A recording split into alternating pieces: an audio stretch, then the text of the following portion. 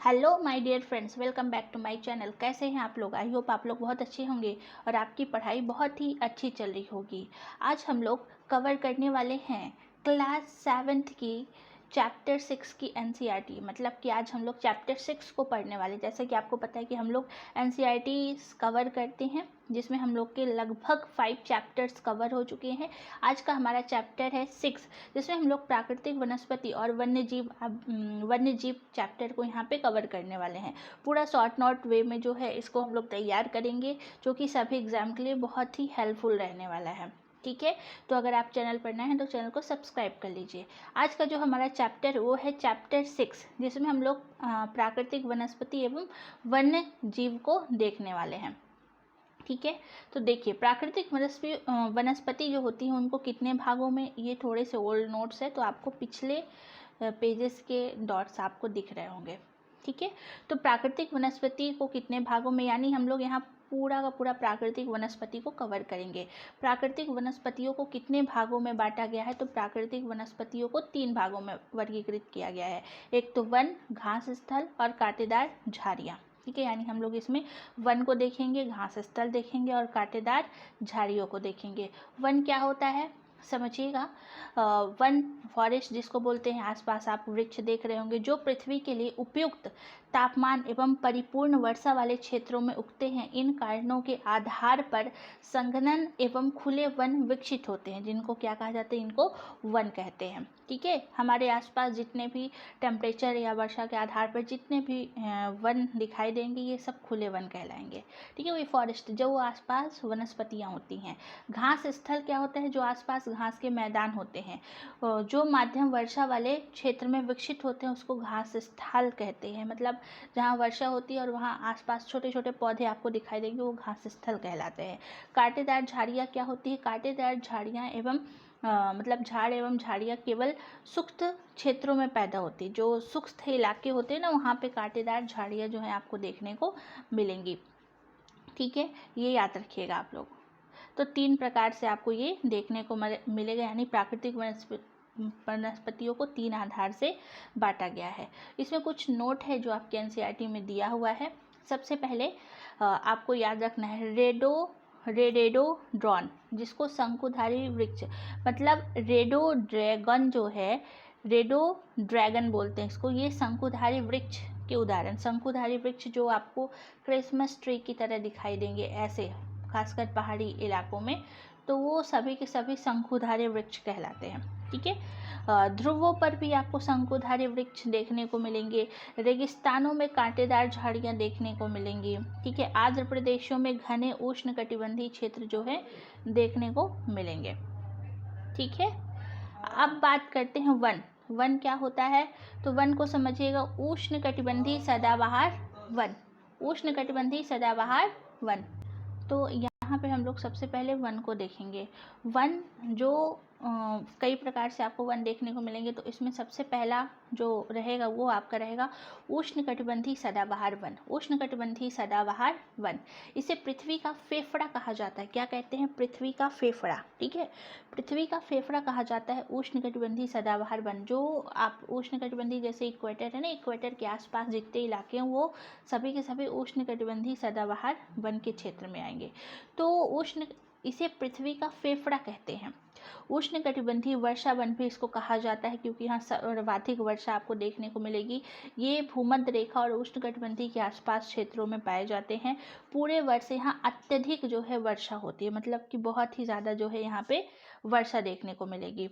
वृक्ष जैसे रोजवुड, ठीक है ना, आबूनूस, महोगनी आदि, ये सभी वृक्ष जो है यहाँ पे पाए जाते हैं। इसी प्रकार से उष्णकटिबंधीय वर्षा वन यहाँ पाए जाते हैं। ये भूमध्य रेखा और उष्णकटिबंधीय, भूमध्य रेखा यानी आपका जो इक्वेटर है, इस क्षेत्र में आपको उष्णकटिबंधीय क्षेत्र पाए जाएंगे।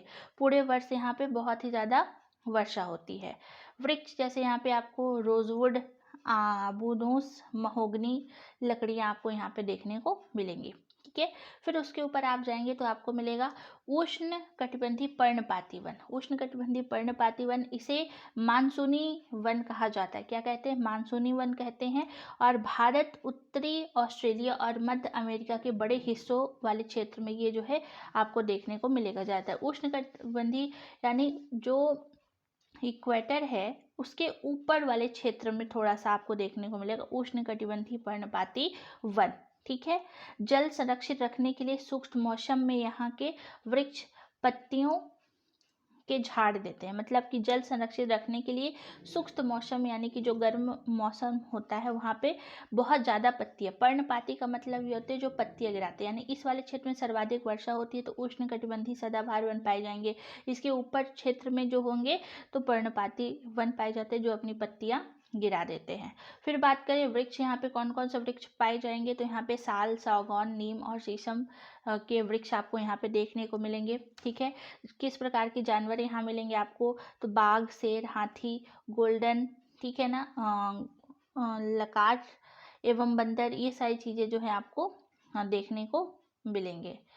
शीतोष्ण वन, फिर आपको शीतोष्ण, ऊपर आप जाएंगे तो आपको किस प्रकार के वन देखने को मिलेगा तो शीतोष्ण सदाबहार वन देखने को मिलेगा। शीतोष्ण सदाबहार वन मध्य अक्षांश के तटीय प्रदेशों में ये स्थित होते हैं। महाद्वीपों के पूर्वी किनारों पर पाए जाते हैं, जैसे दक्षिण पूर्वी अमेरिका, दक्षिण चाइना, दक्षिण पूर्वी ब्राज़ील, ये सभी क्षेत्रों में आपको शीतोष्ण। अब जैसे आपने देखा बीच में इक्वेटर सदाबहार वन पाया जाएगा, उसके ऊपर आप जाएंगे तो उष्ण कटिबंधीय पर्णपाती वन देखने को मिलेगा, और आप ऊपर जाएंगे तो यहाँ पास शीतोष्ण सदाबहार वन देखने को मिलेगा, ठीक है।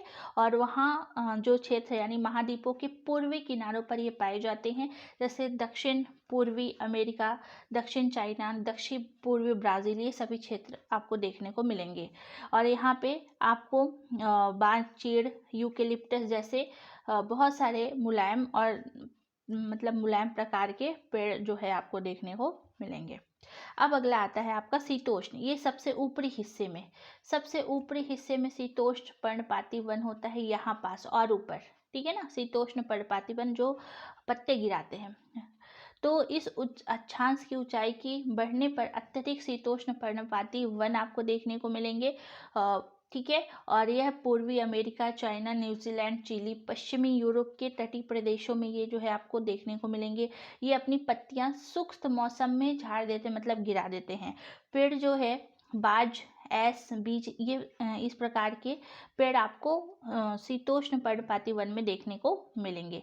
और यहाँ पे किस प्रकार के जानवर पाए जाते हैं तो हिरन, लोमड़ी, भेड़िया यहाँ के आम जानवर है, मतलब इस क्षेत्र में आपको हिरन, लोमड़ी और भेड़िए देखने को मिलेंगे, ठीक है। फिर बात करें फीजेंट तथा मोनाल जैसे पक्षी भी यहाँ पाए जाएंगे। फीजेंट तथा मोनाल जैसे पक्षी आपको यहाँ पे देखने को मिलेंगे। फिर बात करें भूमध्य सागरीय वनस्पतियाँ। भूमध्य सागरीय वनस्पतियाँ क्या होती हैं इसको अच्छे से समझिएगा, बहुत ही महत्वपूर्ण है। महाद्वीपों के पूर्वी एवं उत्तर पूर्वी किनारों के अधिकांश भाग शीतोष्ण सदाबहार पर्णपाती क्षेत्र से ढके होते हैं। मतलब अगर आप देखेंगे कि ऊपर हिस्सा आपको शीतोष्ण सदाबहार वन या पर्णपाती वन देखने को मिलेगा, बस इसी वाले हिस्से में इक्वेटर में भूमध्य सागरीय वनस्पतियां देखने को मिलेंगी, जहाँ पे सबसे ज़्यादा वर्षा भी होती है इसी क्षेत्रों में। महाद्वीपों के पश्चिमी और दक्षिणी पश्चिमी किनारे जो हैं एक दूसरे से बिल्कुल अलग हैं। यूरोप, अफ्रीका एवं एशिया के भूमध्य सागर के समीप वाले प्रदेशों में ये पाए जाते हैं। ये वनस्पतियाँ जो होती हैं भूमध्य सागर के बाहरी क्षेत्र, भूमध्य सागर की अगर हम बात करें तो ये आपको कहाँ पास देखने को मिलेगा भूमध्य सागर, तो आप देखिए अफ्रीका जो है आपका, अफ्रीका के यहाँ पास, ठीक है ना, अफ्रीका के यहाँ पे भूमध्य सागर देखने को मिलेगा। तो ये जो वनस्पतियाँ हैं भूमध्य सागर के बाहरी प्रदेश जैसे संयुक्त राज्य अमेरिका के कैलिफोर्निया वाला क्षेत्र हो गया, दक्षिण पश्चिम अफ्रीका का क्षेत्र हो गया, दक्षिण पश्चिम अमेरिका और दक्षिण पश्चिमी ऑस्ट्रेलिया के क्षेत्रों में ये वनस्पतियाँ जो हैं पाई जाती हैं। और किस प्रकार के फल आपको इस क्षेत्र में देखने को मिलेगा तो ये जो यहाँ पे आपको संतरा, जैतून, अंगूर, ठीक है ना, नींबू, ये सारे जो हैं आपको पैदावार देखने को मिलेंगी, ठीक है। तो यही आपका भूमध्य सागरीय वनस्पतियाँ होती हैं जो पूरा का पूरा बीच में एकदम से पाई जाएंगी, भूमध्य सागर के आसपास पूरा देखने को मिलेगा, ठीक है। फलो उद्यान भी इसको कहा जाता है, मतलब भूमध्य सागरीय वनस्पतियों को फलो उद्यान भी कहते हैं। जहाँ जहाँ मेडिटेरियन सी है वहाँ पे ऐसे प्रकार की वनस्पतियाँ देखने को मिलेगी। फिर शंकुधारी वन क्या होते हैं? शंकुधारी वन उसे कहते हैं जो ऊपर की तरफ ऐसे नुकीली आकृति बनाता हो शंकु के रूप में। उत्तरी गोलार्ध, यानी कि जब आप ऊपर की तरफ जाएंगे तो इसको बोलते हैं उत्तरी गोलार्ध। तो उत्तरी गोलार्ध के उच्च अक्षांश लगभग 50 से 70 में यह वनस्पतीय शंकुधारी वन पाए जाते हैं। कितने डिग्री में? 50 से 70 डिग्री अक्षांश के मध्य आपको देखने को मिलेंगे। इन्हें टैगा वन भी कहा जाता है। शंकुधारी वन को टैगा वन के नाम से जाना जाता है। ये वनस्पति अत्यधिक ऊंचाई पर पाए जाते हैं। लंबे काष्ठ वाले सदाबहार वृक्ष होते हैं ये, और नरम काष्ठ का उपयोग माचिस और पैकिंग के लिए भी इसका किया जाता है। मतलब इनका जो लकड़ी सदाबहार वृक्ष होते हैं, इनका जो काष्ठ होता है काफ़ी नरम होता है। ठीक है, तो इसका उपयोग माचिस और पैकिंग के लिए भी इसका इस्तेमाल किया जाता है। यहाँ पे जो वृक्ष देखने को मिलेंगे तो आपको किस प्रकार के वृक्ष मिलेंगे? चीड़ हो गया, देवदार हो गया, ये सभी प्रकार के वृक्ष आपको यहाँ पे देखने को मिलेंगे। जानवर कैसे पाए जाते हैं? तो यहाँ पे रजत लोमड़ी, मिंक, ध्रुवी भालू, ये सभी भालू वगैरह आपको यहाँ पे देखने को मिलेंगे। अब घास स्थल क्या होता है? घास स्थल आगे समझिएगा, ये पूरा आपका एनसीईआरटी का शॉर्ट वे में बताया गया है।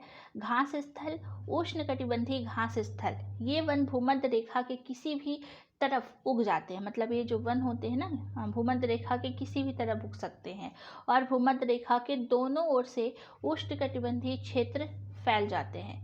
यह भूमध्य रेखा ये इक्वेटर है हमारी, ये किसी भी तरफ जो है कहीं इधर या फिर इधर उग सकते हैं, और ये धीरे धीरे चारों तरफ फैल जाते हैं। ठीक है, उष्णकटिबंधीय घास स्थल यानी पूरा उष्णकटिबंधीय वाला जो इलाका है, उष्णकटिबंधीय इक्वेटर वाले क्षेत्र को ही कहते हैं। यहाँ वनस्पति निम्न से मध्य वर्षा वाले क्षेत्र में पैदा होती है। मतलब यहाँ पे ऐसी वनस्पतियाँ पाई जाएंगी जो कम वर्षा भी हो तो उगेंगी, और ज़्यादा वर्षा होने पे भी उगेंगी।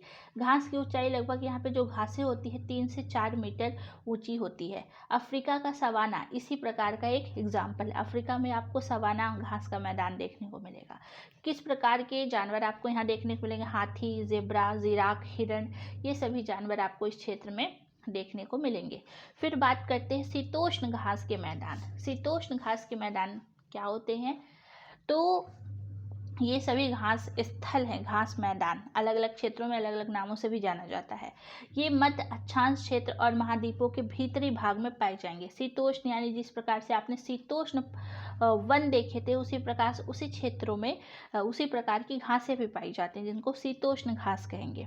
ठीक है, यहाँ पे आमतौर पर छोटी और पौष्टिक होती है। मतलब यहाँ की जो घास, ये घास लिखा हुआ है, यहाँ की घास आमतौर पर छोटी या फिर पौष्टिक होती है। जंगली भैंसा, ठीक है, जंगली भैंस, बाइसन, एंटीलोप, यहाँ पे जानवर आपको देखने को मिलेंगे। कौन कौन से? जंगली भैंसा, बाइसन, एंटीलोप, ये सभी। ठीक है, फिर बात करते हैं उष्णकटिबंधीय घास स्थल। उष्णकटिबंधीय घास स्थल जो है पूर्वी अफ्रीका, मतलब कि ये जो उष्णकटिबंधीय घास का स्थान है अलग अलग क्षेत्रों में अलग अलग नाम से जाना जाता है, जो बहुत इंपॉर्टेंट है, आप लोग इसको लिख के याद कर लीजिएगा। पूर्वी अफ्रीका में सवाना के नाम से जाना जाता है। ब्राज़ील में कंपोस कहते हैं, कंपोस। वेनेजुएला में लानोस। ठीक है, पूर्वी अफ्रीका में को सवाना, ब्राज़ील में कंपोस और वेनेजुएला में लानोस कहा जाता है। ये सभी याद रखिएगा। फिर शीतोष्ण घास के मैदानों को देखते हैं, अलग अलग क्षेत्रों में अलग अलग नामों से जाना जाता है। अर्जेंटीना में पंपास कहा जाता है। उत्तरी अमेरिका में प्रेरीज घास का मैदान कहते हैं। दक्षिण अमेरिका में बिल्ड घास का मैदान कहा जाता है। मध्य एशिया में स्टेपी घास का मैदान कहते हैं। ऑस्ट्रेलिया में डॉन कहा जाता है। ठीक है, कुछ कंटीली झाड़ियाँ आपको कुछ क्षेत्रों में देखने को मिलेंगी, जैसे कि देखिए शुष्क रेगिस्तान प्रदेश में यह पाई जाती हैं। उष्णकटिबंधीय रेगिस्तान महाद्वीपों के पश्चिमी किनारों पर ये जो हैं आपको देखने को मिलेगा, पाए जाएंगे।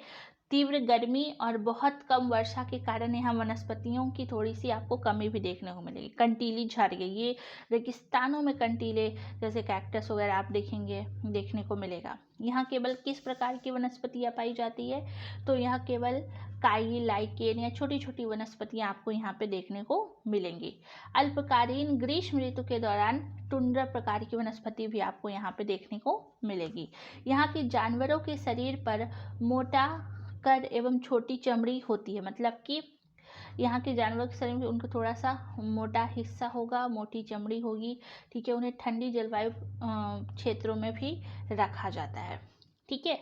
जानवर कौन से इस क्षेत्र में पाए जाएंगे? सील, ठीक है, वालरस, कस्तूरी बैल, ध्रुवी उल्लू, ध्रुवी भालू, बर्फीली लोमड़ी, ये सब जानवर आपको जो है कंटीली झाड़ियों के क्षेत्र में पाए जाएंगे, ठीक है। तो आई होप आपको यहाँ तक समझ में आया होगा। ये मैप है जहाँ पे आपको दिखाई देगा, यह मार्ग है, वायु मार्ग, जल मार्ग। तो ये जो चैप्टर है आपका इस वाले का है मैप, तो इसको हम लोग नेक्स्ट चैप्टर में देखेंगे, ठीक है ना। ये आगे का है क्योंकि ये अभी चैप्टर में आपको पढ़ना नहीं है। तो आई होप आपको ये वनस्पतियों वाला चैप्टर समझ में आया होगा। अगर कोई डाउट हो तो नीचे कमेंट में ज़रूर बताइएगा। वीडियो पसंद आया तो लाइक शेयर सब्सक्राइब जरूर करिएगा। मिलते हैं फिर नेक्स्ट वीडियो में। Thank you so much. जय हिंद।